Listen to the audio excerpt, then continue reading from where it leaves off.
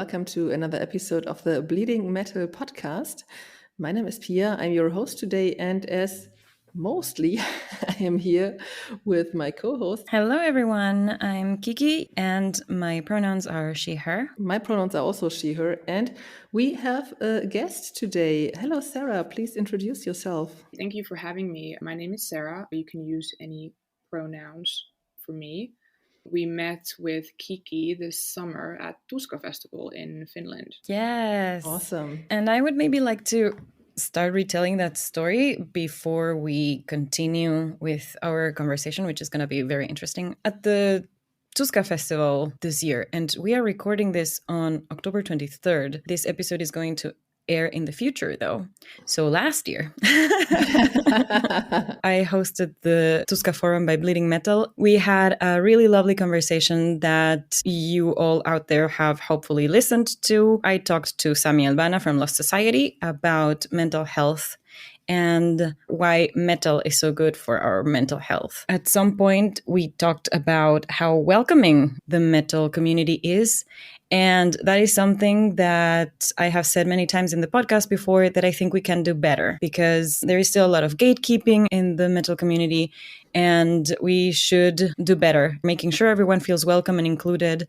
That from a fan perspective, but also from behind the scenes, we still need to make sure that there are more women, LGBTQIA plus people of color on stages and behind the scenes in production offices, etc., which is the main purpose of this podcast, to increase the representation and the visibility. That's really, really important, because I am part of two other podcasts. Both of them are in German, and one of them is German only.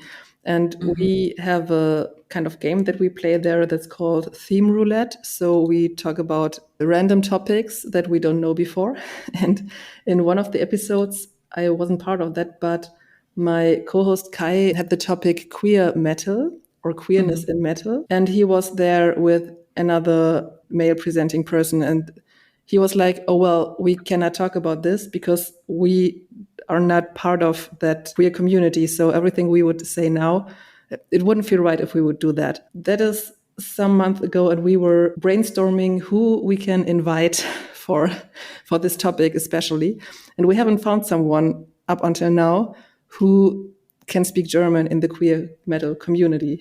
So if there is one out there who identifies as LGBTQIA and can speak German, please reach out to us and be part of that episode. But that shows how important representation is. That is very true. And I think it's something that is also getting better and is increasing. But to go back to the story quickly, Sera, you happened to be in the audience during that Tuska Forum session, and you posted a story and tagged us at Bleeding Metal Pod on Instagram. Do you want to say what you said? Sure. I'm not sure if I remember exactly what I said, but I don't think that I've ever heard anybody speak about what you were talking about during that conversation with Sami. And I thought that was really a breath of fresh air, because it's something that I've definitely been thinking about for years, that there is this narrative that metal is so inclusive, everybody's welcome, this is a place for the outcasts, and yet that's not my experience at all.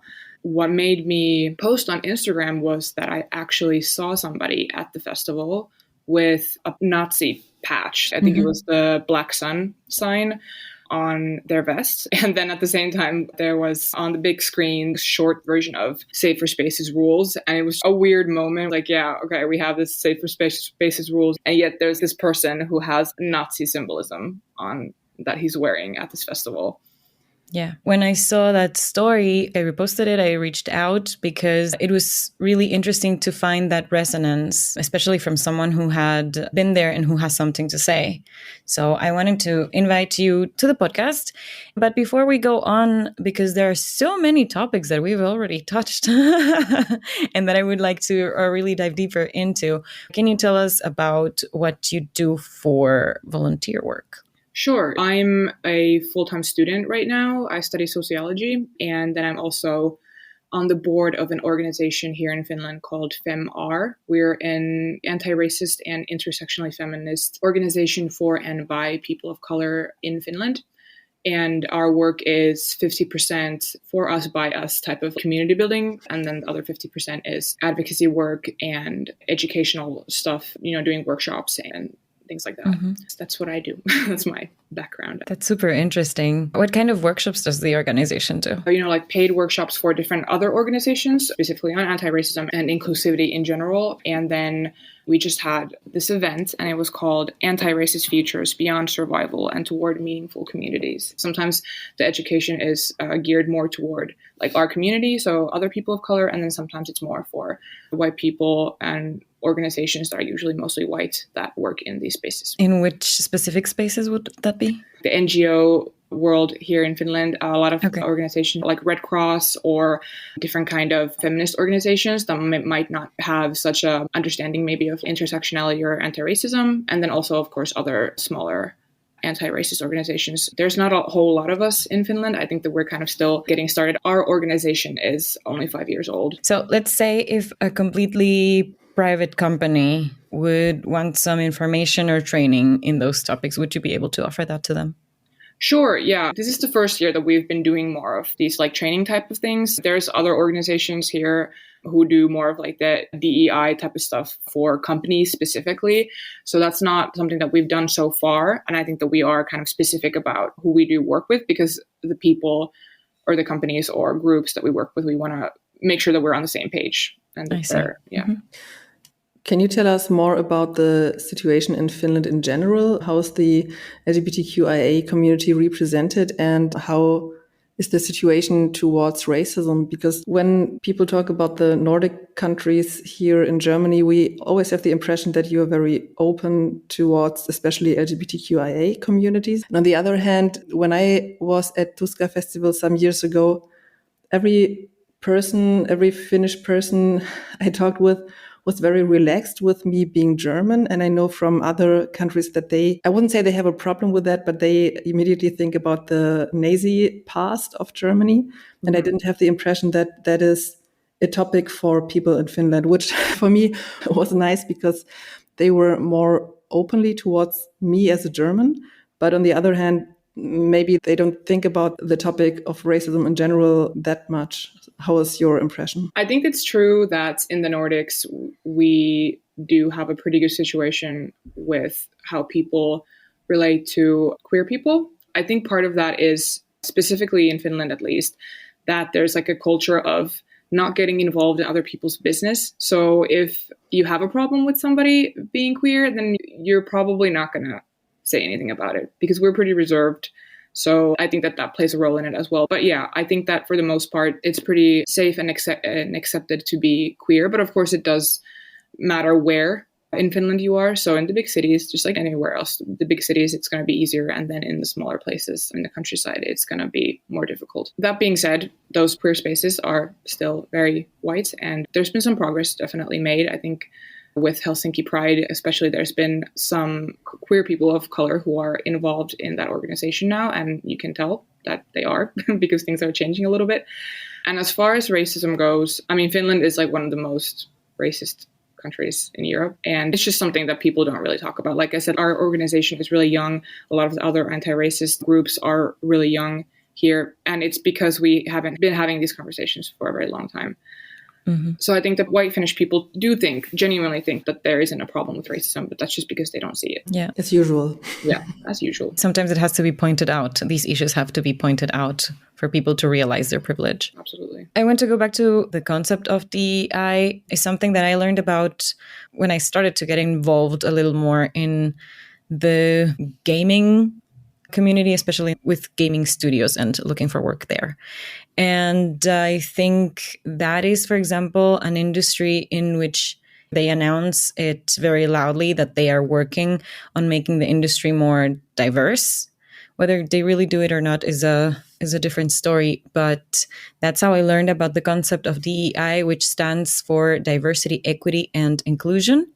And I know that big gaming studios have a person in their HR department that is responsible for these specific topics, and that they put a lot of time, effort, and resources, which means also financially, into making sure that their studio is a safe space that is why I know that there are also these sorts of workshops, and that extends to other industries as well. I think big companies are starting to understand how important that is, especially for us younger people and younger generations, and also putting some resources in that. So it's actually good to know that your organization exists for a purpose and that you are open and able to impart that kind of education as well, which, as we have mentioned before in the podcast, I think educating others is a very important task, but it requires so much energy that we need to make sure that we are safe first and that we have those mental resources to educate and inform other people who are actually interested and willing to learn. Because a lot of people who have discriminatory behaviors, it actually comes just from ignorance. And ignorance is a strong word that has a really strong negative connotation. And I don't mean it in any derogatory way. I just mean sometimes you really don't know these things because you haven't come in contact with other perspectives, because the media doesn't represent us well enough. And so it's just really important to know that those people, if they are respectful and willing to learn and open actually to seeing others' perspectives, it is really important that if we feel safe and have the energy to educate those, that we establish that dialogue. And establishing the dialogue is something that I think has become very important in our society in the past few years, because how big cancel culture became. I honestly think cancel culture was necessary, but I think we're also past its purpose, and we should try to start to open the dialogue more again. Because when we cancel someone, be it a famous person or be it in our friends or family circles, when we shut the door to them, that reassures them in their terrible beliefs of, oh, you cannot say anything anymore now. Everybody gets offended by everything I say. Play victim. Yeah, they are the victim of this terrible political correctness police and the horrible social justice warriors. They are reassured in those beliefs and they don't change. And they keep believing those things and acting in rude ways or hurtful ways. That is something that I started to talk about with the Tuska team after I saw your story, Sera, about seeing Nazi patches on vests from Tuska goers. It reminded me that in May, when I went to an As Everything Unfolds concert here in Germany, I saw that the queue was advancing sometimes really slowly into the venue because the security was very thorough. They were checking every single patch on a vest. And if they found something that was extreme right-wing connotated, they asked the person to either take off the patch or the vest or just not go into the venue, because they would not have it. And I thought that was really cool. But at the same time, now I do think that explaining to them why wearing that patch is not cool and allowing them the chance to take it off is the better option, because just shutting these people out allows them to regroup in isolation and come back with more hurtful behaviors. That was my whole point about this thing. I think we need to talk about that. Yeah, a lot of great points. I had a lot of thoughts. Let me see what I can catch on to. I think what you were saying about shutting people out, I think that's a conversation that we should have regarding the role of allyship, because I think that shutting people out kind of comes from wanting to protect themselves from having to face discrimination that they already face every day. So what I've noticed is that then, if we're talking about anti-racism, I've noticed that white people who want to be allies, they start acting in the same ways. But the reason behind somebody not wanting anybody in their life who is ignorant or isn't educated on these things and don't have the energy to talk to them about it is to preserve their mental health and prevent being in traumatizing situations.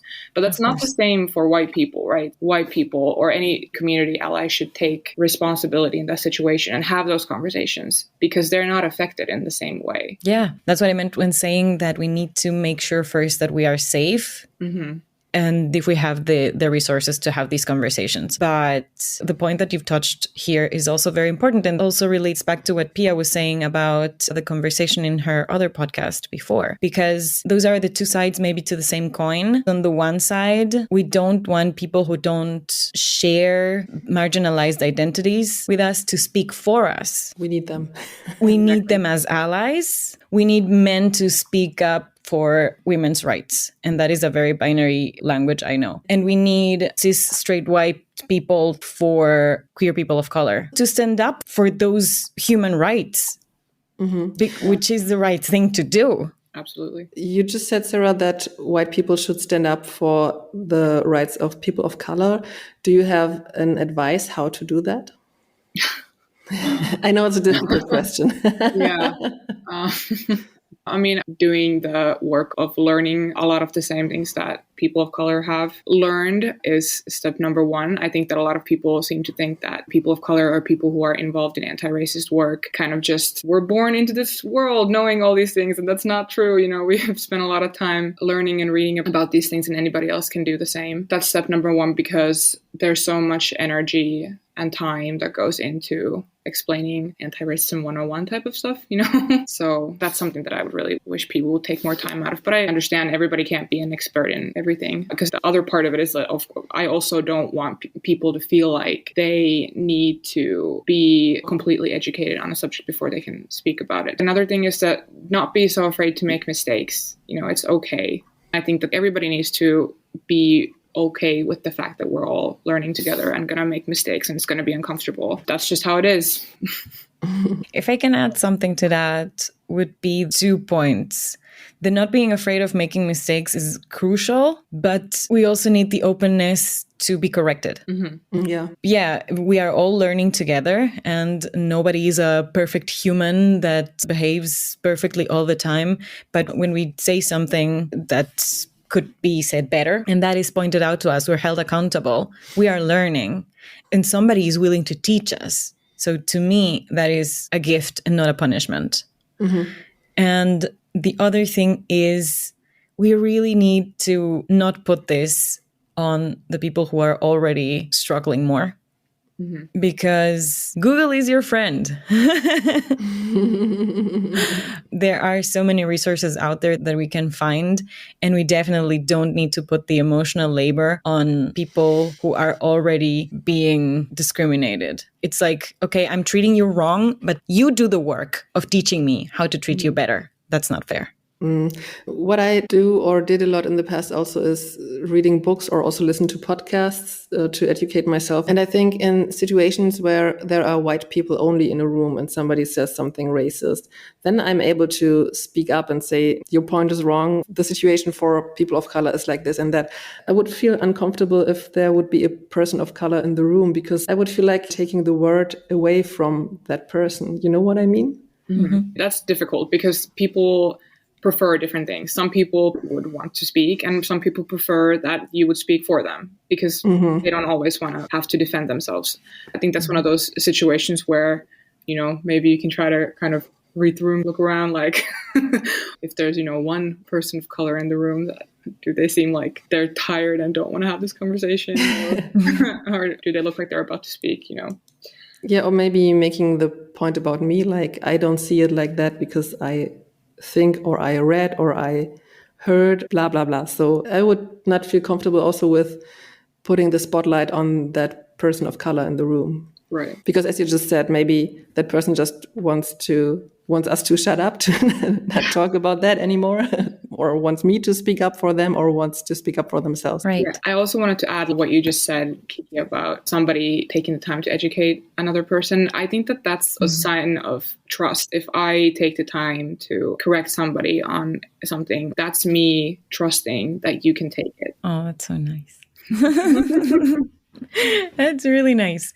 Honestly, I think that especially in recent times, a lot of good friendships or relationships of mine have grown from that and have become much stronger from me taking the time to speak up on these topics, or from people correcting me on these topics with the patience, you know, with the knowledge. Because when it's a relative, you know well, and all of a sudden they say a racist comment or something.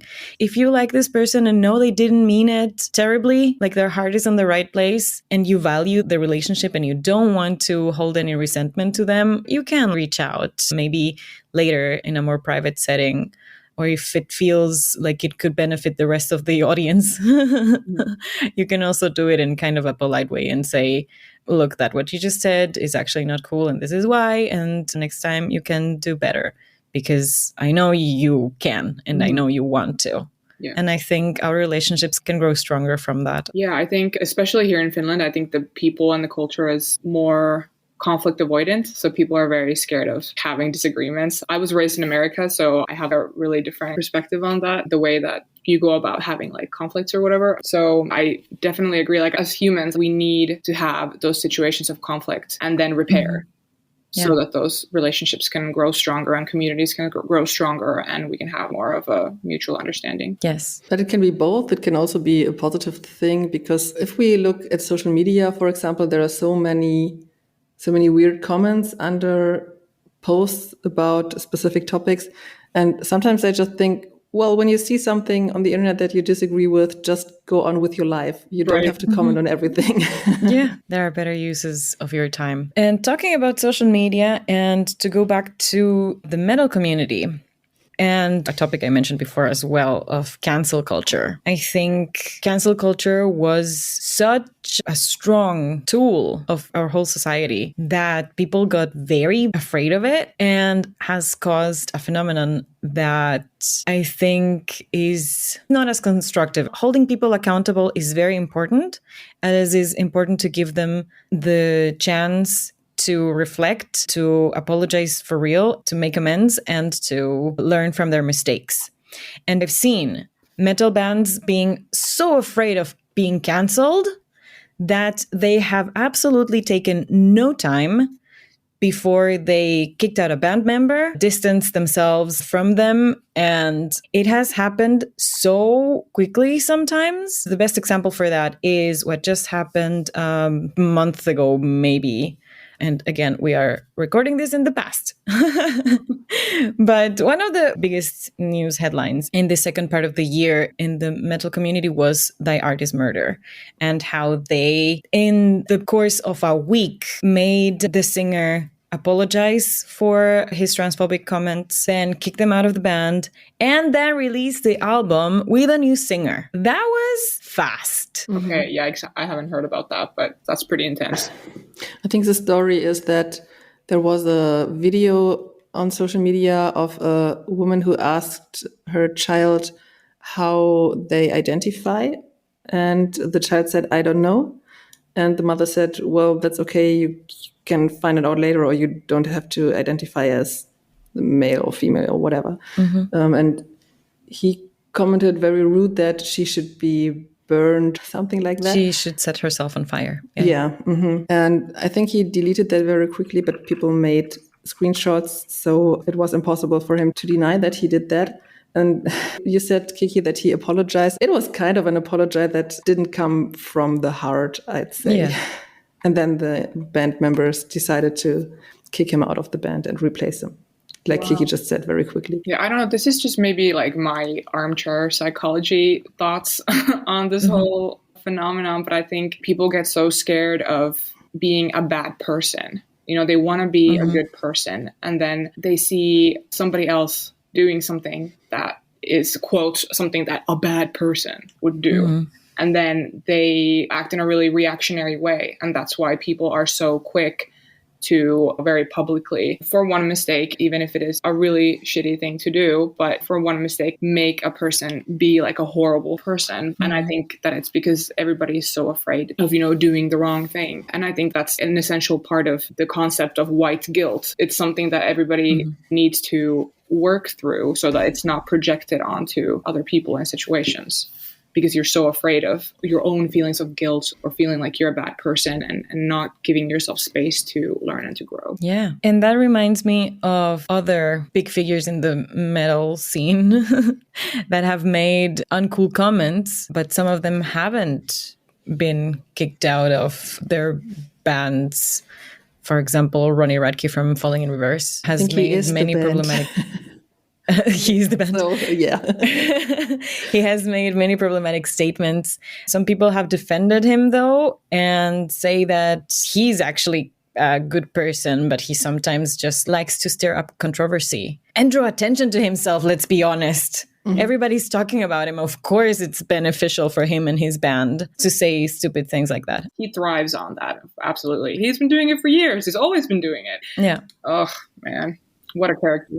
I don't really follow them, so I have no idea. But I think it is very important to distinguish, first of all, that, yeah, humans are not perfect. We never have all the answers. None of us have all the answers. Not the most enlightened gurus in this world have all the answers. And we are constantly making mistakes. That does not make us a bad person, as you were saying. And that may also come from religious backgrounds, that we strive to be a good person, and we will cause harm for sure at some point. We are gray zones. Not everything is black and white, and we should realize that. Of course, there are crimes that are way worse, where it's totally appropriate to just have the person face the consequences of the law. But in other things, maybe we shouldn't be so quick to judge people. Yeah, it feels like we're kind of lumping everything together. Like there's no scale of bad or problematic things that people are doing. What's that one band? Is it As I Lay Dying? The singer, didn't he like try to kill his wife or something? Yeah, he hired a killer. We have situations like that. And then we have people making stupid comments that are transphobic or racist or whatever. And like, it's not cool, but it's not the same thing either. Yeah, we also have sexual abusers in the scene. Oh, yeah. Whose investigations get dropped, and that makes me so angry. But yeah, that is the darker side of the scale, as you were saying. And on the not so dark side, there's people being idiots on the internet. I think also I said this before in an episode that I have two lines. If one of them is crossed, there is the chance to come back, and the other one is a no-go. And the no-go would be that you really committed a crime, that you really did something bad to another person. And the first line, for example, the woman who wrote Harry Potter, she said very transphobic stuff.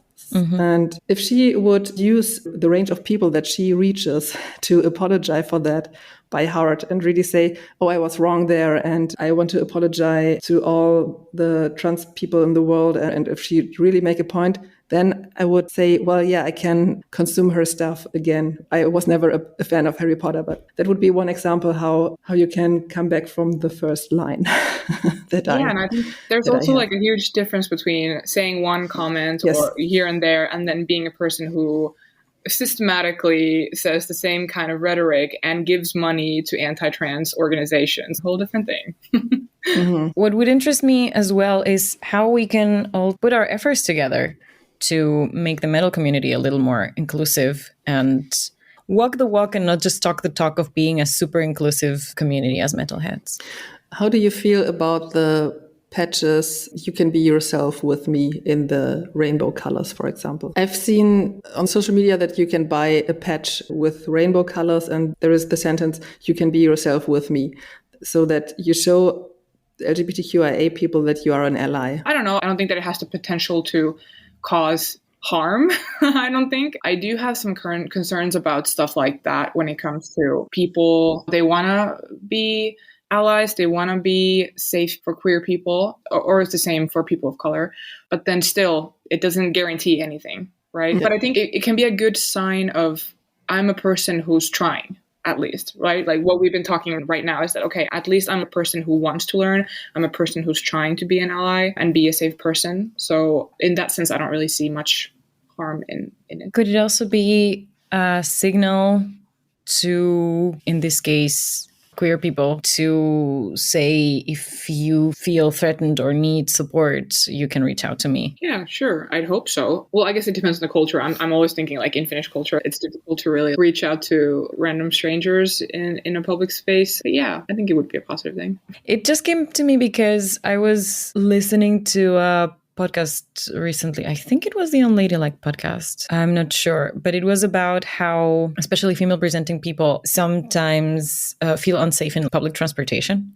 And a piece of advice on how to take care of ourselves was to look for others that look like us and group up kind of to feel safer. Yeah, but that's something you can do and not something that the community, the metal community. Yeah. But the metal community, if you're wearing a patch with rainbow colors, even if you're not in the LGBTQIA plus community, then you are putting out a signal as well. Yeah. That could be seen as that. That's what I meant. In a general way, how we as a metal community can be more inclusive, I think that having these conversations is very important. Talking about this is very important. We have also always encouraged bands and people with platforms on social media and or like us to talk about these topics, to make statements, to not be afraid to be political in that sense.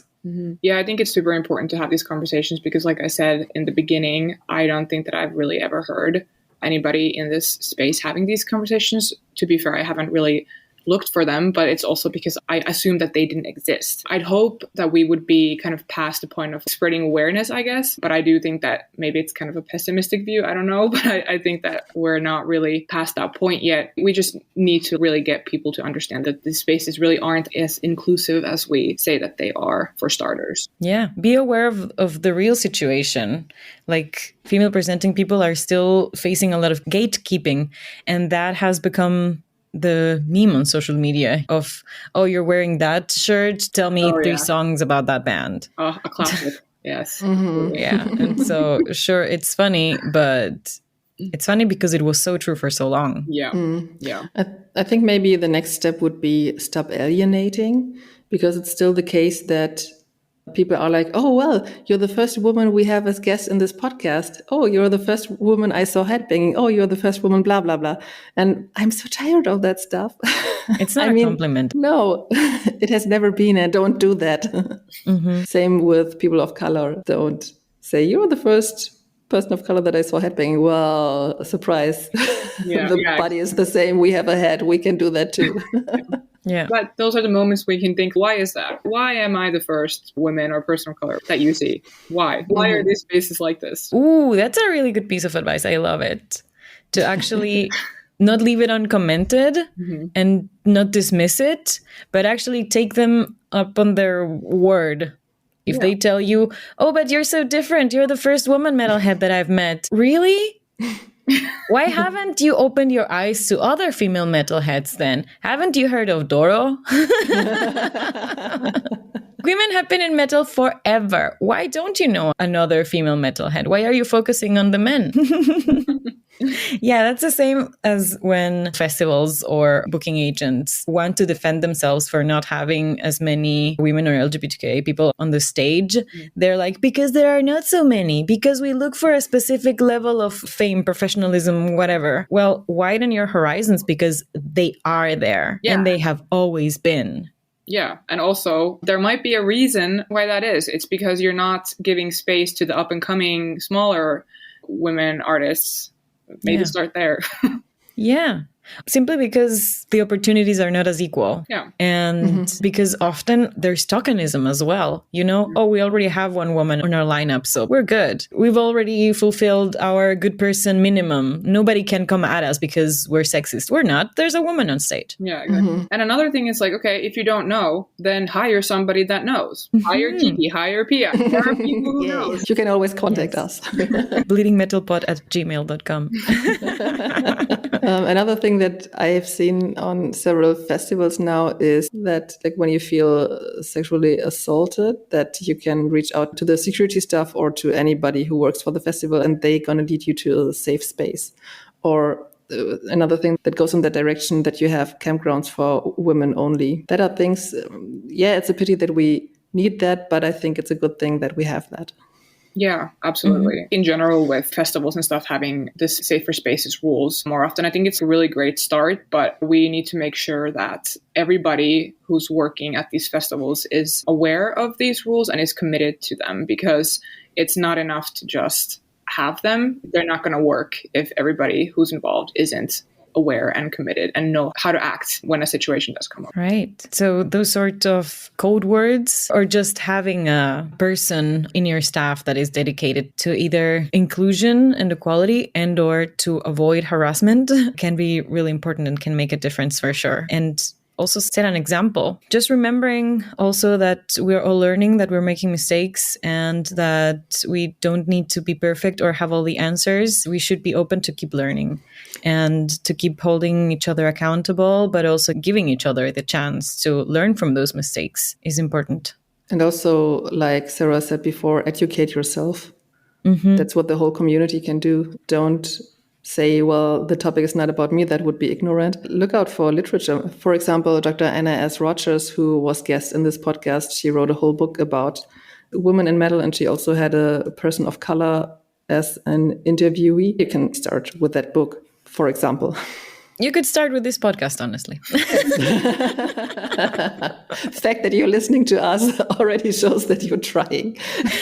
Yes, true. And you can re-listen to our episodes. Most of them are still important. I think there's a lot of things we can do, and most of it starts by listening to other people's perspectives and by supporting diverse bands and helping spread the word. Representation matters. So whenever you like a band that is a little more diverse, then recommend it. Make it visible. Yeah, it's the little things. It doesn't always have to be a big thing that you're doing, but recommending a band, sharing their profile on your social media, stuff like that, that all are the little steps that help, that everybody could do. Yeah. And so the German media outlet Morecore has a playlist on Spotify that I can link in the description that is called Representation Matters. The description is in German, but it says the most exciting people of color acts. And there is some Nova Twins in there, the Linda Lindas. Ooh, that's a really cool up-and-coming band. Dying Wish. There's Loath. There's Fever 333, of course. I think it's pronounced Fever 3, but okay. There's Volumes and many more that you can discover over there. I've also seen a rise in bands that describe themselves as intersectionally feminist, which is, I think, also very important. So things are happening, things are moving, but that shouldn't discourage us from being even better. Yeah, there's always things we can improve on, for sure. Yeah. What are your bands? I need name drops. Well, there's a really cool band called Meet Me at the Altar. They're more like an easycore band. I do listen to metal, but I'm more in the post-hardcore, metalcore, basically anything under the emo umbrella. That's my shit. Nice. I think some of them are non-binary and some of them are women, and then they're all also people of color. That's a really cool band. I really like them. Pia? Of Virtue is a great band that just released another album in September 2023. Right. Cool. Infected Rain, as always. I wanted to mention this Mexican band, though. They are three sisters. They're really cool, and I saw them live at Rock am Ring this year.